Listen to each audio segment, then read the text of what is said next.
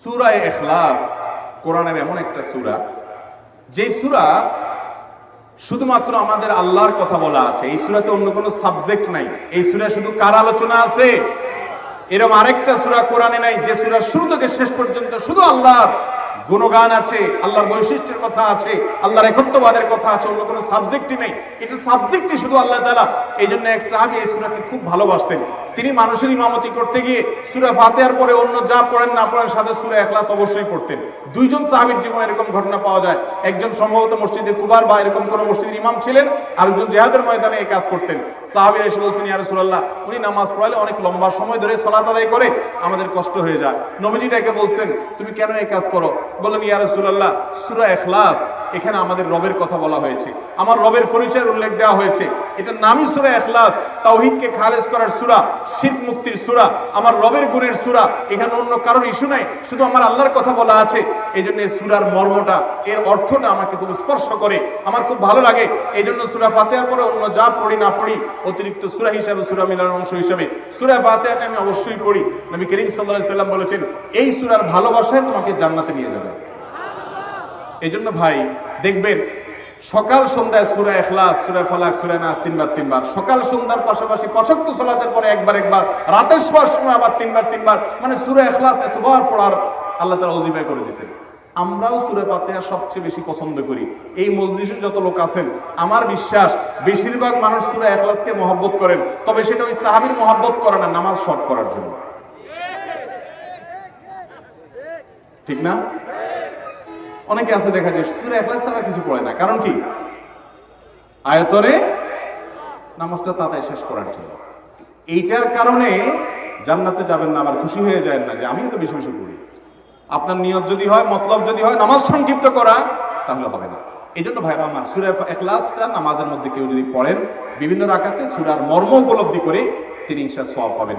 এই সূরার তাফসীর জানবেন। একদিন ইনশাআল্লাহ কোন একটা প্রোগ্রামে কোন আলেম থেকে সূরা ইখলাসের তাফসীরের উপর 1 ঘন্টা আধা ঘন্টা ওয়াজ শুনবেন, খুব গুরুত্বপূর্ণ।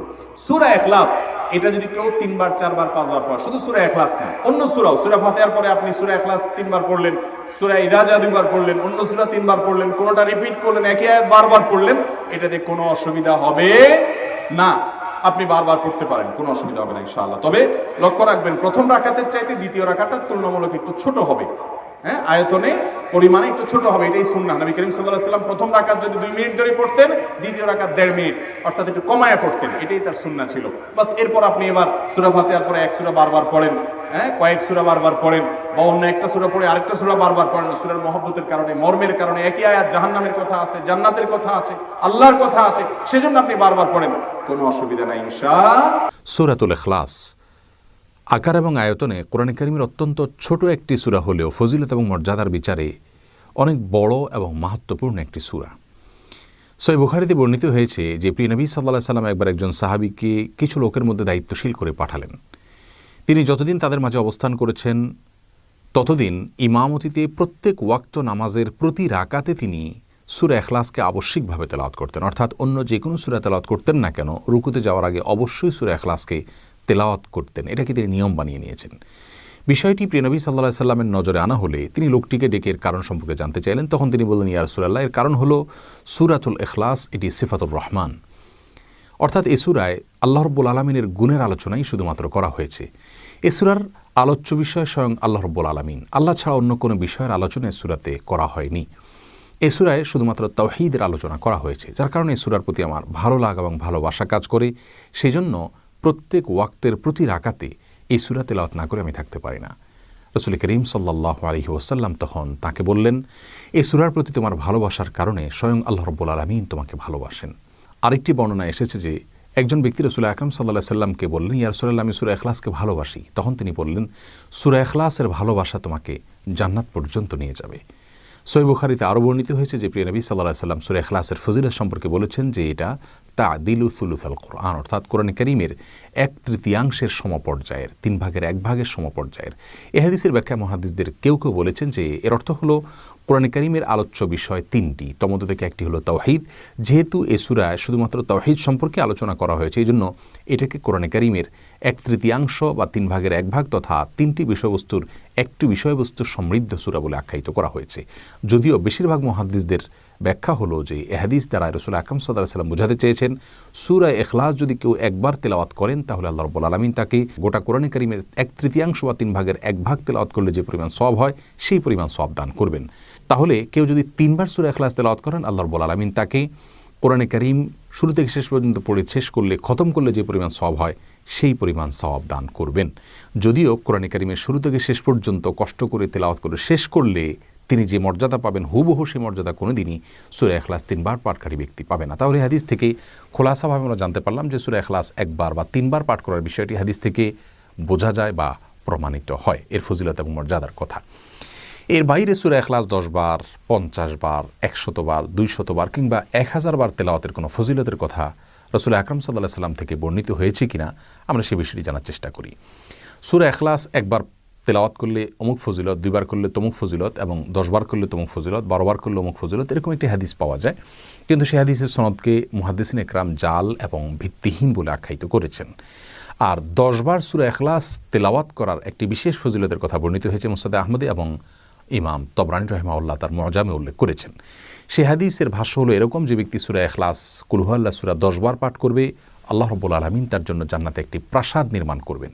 সেই হাদিসের সনদ সম্পর্কে শেখ আলবানী রাহিমাহুল্লাহ সহিহ বলে মন্তব্য করলেও ইমাম হাইসামি রাহিমাহুল্লাহ সহ সময়কালীন যুগের অনেক মুহাদ্দিসগণ সেই হাদিসের সনদকে দাঈফ বলে মন্তব্য করেছেন। তাহলে সূরা ইখলাস 1বার বা 3বারের বিষয়টি বিশুদ্ধ হাদিস দ্বারা বর্ণিত বা প্রমাণিত, কিন্তু সূরা ইখলাস 10 বার পাঠ করার বিষয় যে হাদিস বর্ণিত হয়েছে অর্থাৎ এর মাধ্যমে জান্নাতে একটি প্রাসাদ নির্মাণ করা হবে সেই হাদিসের সনদ নিয়ে মুহাদ্দিসদের মধ্যে দ্বিমত রয়েছে। আর সূরা ইখলাস 50 বার পাঠ করার একটি বিশেষ ফজিলতের কথা মুসনাদ আবু ইয়ালাতে বর্ণিত হয়েছে যে হাদিসের সনদ সম্পর্কে ইমাম ইবনে কাসীর রাহিমাহুল্লাহ দাঈফ বলে মন্তব্য করেছেন। এছাড়া সূরা ইখলাস 100 বার পাঠের ফজিলতের কথা একটি হাদিসে বর্ণিত হয়েছে, সেটিকেও মুহাদ্দিসিন একরাম দাঈফ বলে মন্তব্য করেছেন। 200 বার সূরা ইখলাস তেলাওয়াত করলে পাঠ করলে তার বিশেষ কিছু ফজিলতের কথা বর্ণিত হয়েছে কয়েকটি হাদিসের কিতাবে। যেমন ইমাম সুয়ুতী রাহিমাহুল্লাহ দুরুল মানসুরে বাইহাকির বরাতে একটি হাদিস উল্লেখ করেছেন যে 200 বছরের গুনাহ মাফ হয়। আবার তিরমিজিতে এবং আবু ইয়ালাতে একটি হাদিস বর্ণিত হয়েছে সূরা ইখলাস 200 বার পাঠের। তিরমিজির বর্ণনা অনুযায়ী 200 বার সূরা ইখলাস কেউ পাঠ করলে একদিনে আল্লাহ রাব্বুল আলামিন তার 50 বছরের গুনাহ মাফ করে দিবেন। যদিও তিরমিজির এই বর্ণনায় একাধিক বর্ণাকারী রয়েছেন যাদের ব্যাপারে ইমাম ইবনে কাসীর রাহিমাহুল্লাহ দাঈফ বলে মন্তব্য করেছেন এবং বুখারী রাহিমাহুল্লাহ দাঈফ বলে মন্তব্য করেছেন। এছাড়াও সূরা ইখলাস 200 বার পাঠের বিশেষ কিছু চটকদার ফজিলতের কথা অনেকগুলো ভিডিও ক্লিপে পাওয়া যায়। যেমন সূরা ইখলাস যদি ওযু করে কেউ প্রতিদিন 200 বার তেলাওয়াত করেন তাহলে তার 9টি বিশাল বড় ফজিলত অর্জিত হবে, অমুক ফজিলত অর্জিত হবে, এরকম অনেকগুলো চটকদার এবং মুখরোচক ফজিলতের কথা বর্ণিত হয়েছে যেগুলোর কোনো ভিত্তি রাসূল করিম সাল্লাল্লাহু আলাইহি ওয়াসাল্লামের কোনো হাদিস থেকে খুঁজে পাওয়া যায় না। তাহলে খোলাসা কথা হলো সূরা ইখলাসের ফজিলত এটি মূলগতভাবে প্রমাণিত রাসূল আকরাম সাল্লাল্লাহু আলাইহি ওয়াসাল্লামের বিভিন্ন হাদিস দ্বারা। অতএব সূরা ইখলাস যত বেশি সংখ্যকবার সম্ভব আমরা তেলাওয়াত করার চেষ্টা করব, এর মর্ম এর শিক্ষা নিজেদের ভেতরে ধারণ করার চেষ্টা করব। এছাড়া সকাল সন্ধ্যায় সূরা 3 বার তেলাওয়াতের কথা, প্রত্যেক ওয়াক্ত ফরজ নামাজের পর তেলাওয়াতের কথা, রাতে শোয়ার সময় তেলাওয়াতের কথাও হাদিস দ্বারায় বর্ণিত রয়েছে। এই সূরা 10 বার তেলাওয়াতের যে ফজিলতের কথা আমরা শুনলাম সে সম্পর্কিত হাদিসের সনদ নিয়ে মুহাদ্দিসিন কিরামের মধ্যে মতপার্থক্য রয়েছে। 50 এবং 100 বার তেলাওয়াতের ফজিলত সম্পর্কিত হাদিসের সনদকে মুহাদ্দিসিন কিরাম দাঈফ বলেছেন। আর 200 বার সূরা ইখলাস তেলাওয়াতের যে ফজিলতের কথা আমরা শুনলাম সে সম্পর্কিত কিছু হাদিস রয়েছে দাঈফ আর কিছু আছে সম্পূর্ণ ভিত্তিহীন এবং মনগড়া প্রচারণা। আর সূরা ইখলাস 1000 বার তেলাওয়াত করারও বিশেষ কিছু ফজিলতের কথা, ঋণ পরিশোধ হওয়া এবং মরণাপন্ন ব্যক্তি সুস্থ হয়ে ওঠা সহ আর অনেকগুলো ফজিলতের কথা আমরা শুনতে পাই বিভিন্ন সোশ্যাল মিডিয়ার বিভিন্ন ভিডিওতে, সেগুলোর কোনো ভিত্তি কোনো হাদিসে খুঁজে পাওয়া যায় না। অতএব আমরা সূরা ইখলাস বেশি বেশি করে পাঠ করব। আর